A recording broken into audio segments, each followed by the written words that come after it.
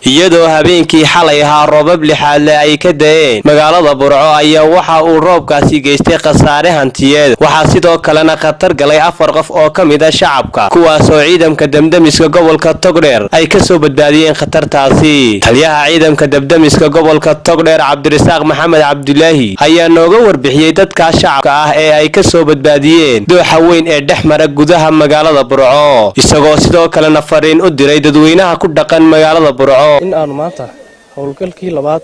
oo samata bixin ay sababeen fatahaadii daadadkii roobkii xalay ilaa 4 ilaa hadda ay u sababay magaalada Burco aanu ku soo badbaadinay 4 qof oo qofkii koowaad oo ahaa oday waayeel oo dadiisa aanu qiyaasnay ilaa 60 jir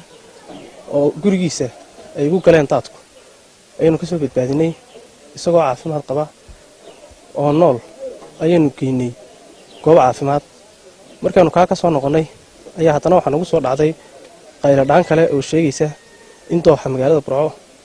ay ku xaniban yihiin ama ay ku xayiran yihiin 3 caruura saddexdii caruura markii waanu ku baxnay waanu ka soo badbaadinay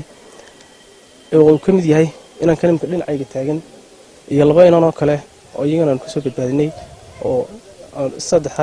labada howlgal ee kala dambeeyay ayaan intii saaka lagu guda jiray roobku daayin aanu ku soo sabata bixinay dadweynaha magaalada Burco in hadii ay dareemaan maadaama xilli roobaadkii la galay wax kasta oo aafaa ama masiimo bini'aadanimo ay dareemaanba ay la soo xiriiraan nambarka ciidanka damiska ee ah 990 ama 99 eber isla markiiba ciidanka damisku way ku iman doonaan heegan buuxay ku jiraan 24 saacadoodba minute kasta oo soo garaacdo halka joogto ayaan la Cabdullaahi Jaamac SPC TV magaalada Burco.